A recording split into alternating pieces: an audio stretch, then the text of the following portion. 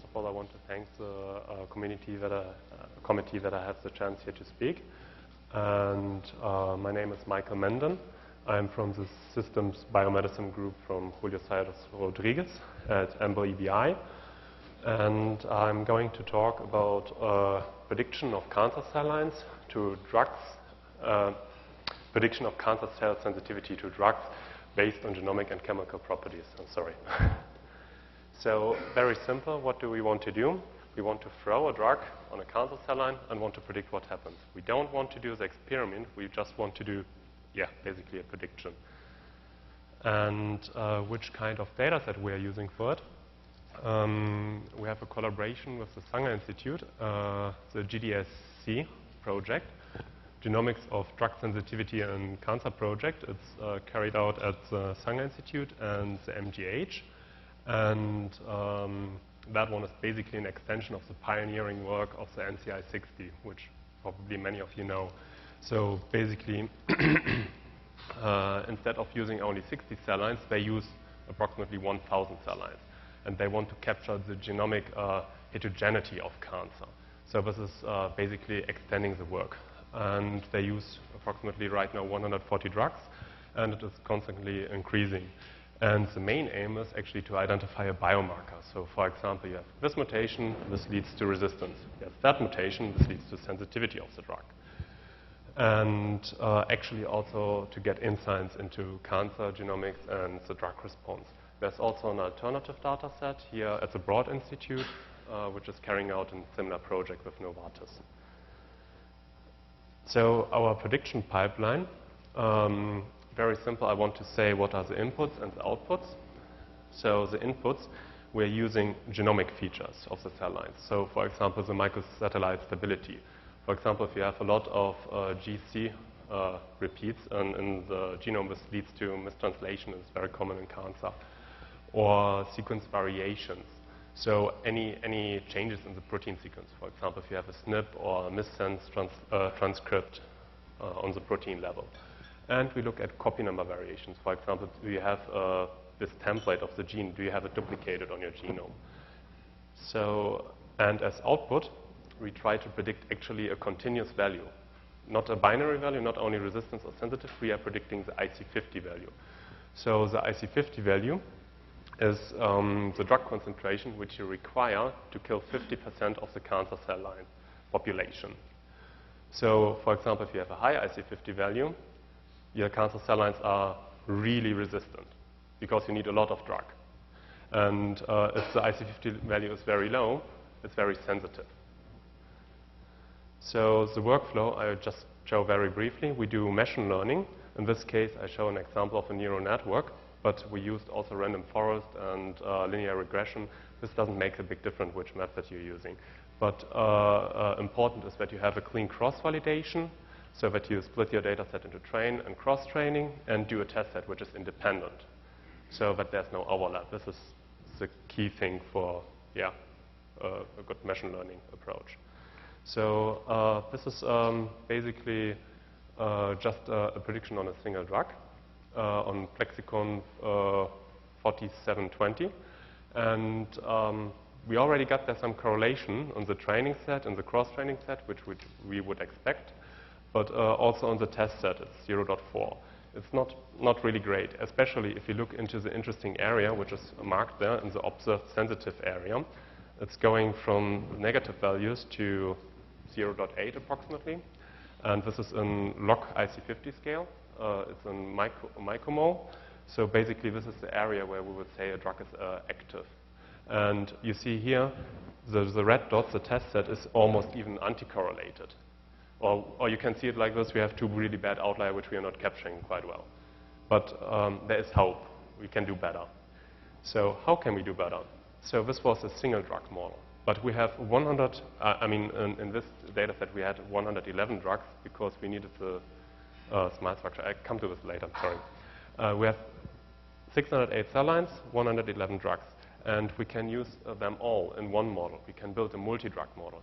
So what do we need to build a multi-drug model? We need drug features. So we need also to describe the drugs.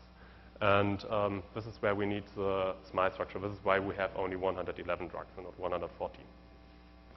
So for the drug, we use the drug and the cell lines as input. So we have two data streams which are going in.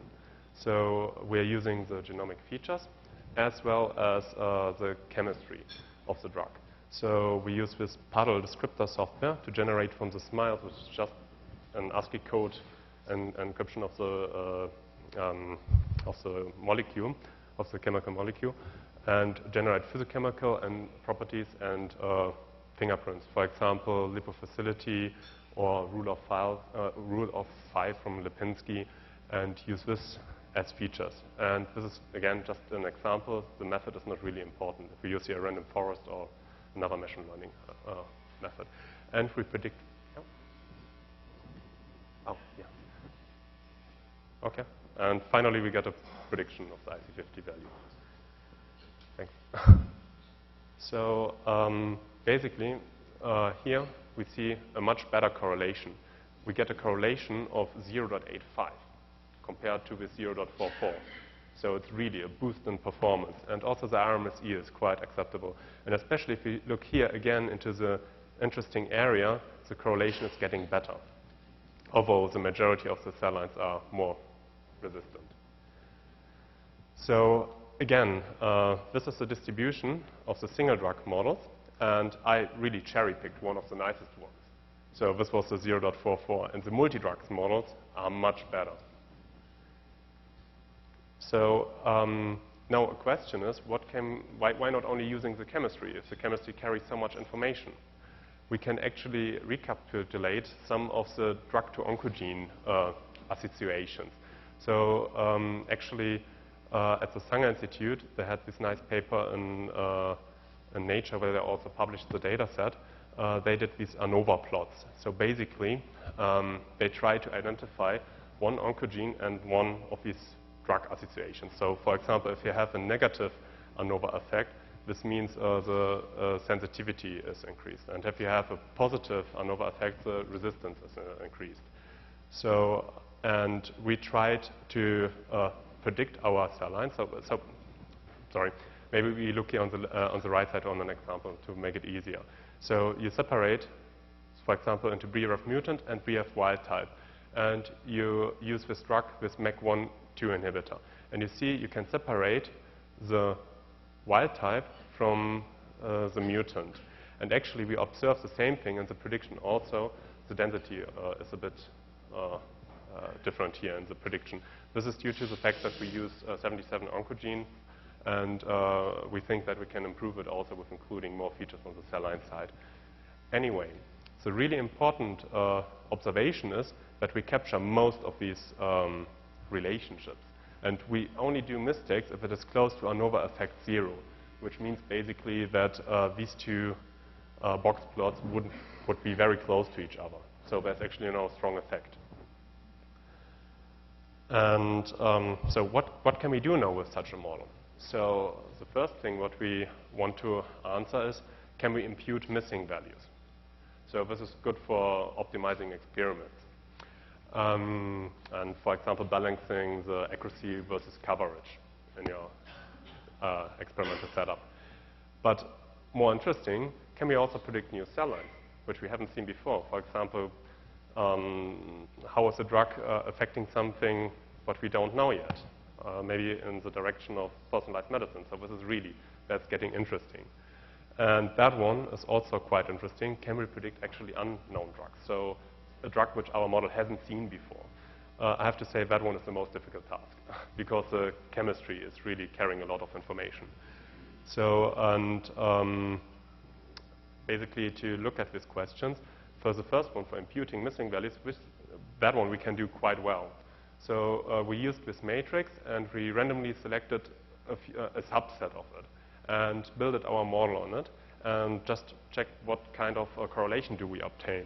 And we obtained really good correlation, even up to 20% of the data.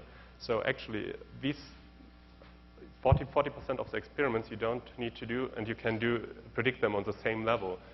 I mean, it's still a prediction, so you will never reach 100% accuracy. So you will never predict exactly the experimental value. So this is no replacement. But for example, you can think about it like you only fill 20% of the matrix, and you rather include more drugs than doing every experiment. And for predicting unknown cell lines, so cell lines which we haven't seen before, we also get quite good correlations. And that one was actually a big surprise for us because we didn't expect that. But we also have here a few outliers which we can't capture. So, and this is really giving hope for going towards personalized medicine. And so this one we can do quite well. That one, there is hope. And to predict unknown drugs, this is definitely a future task. Yes?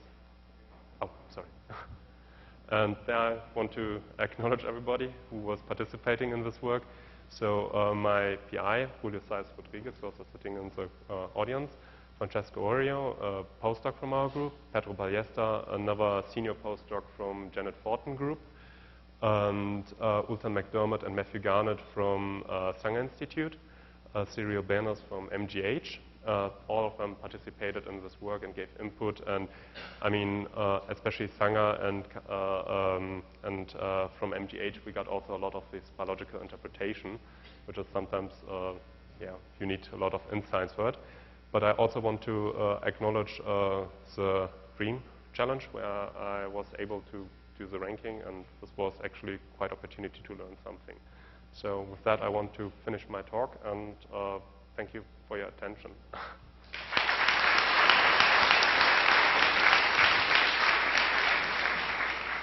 Great. Actually, we ended up just a little bit ahead of time, so we have time for a couple of questions. And while the questions are being asked, the next you can prepare.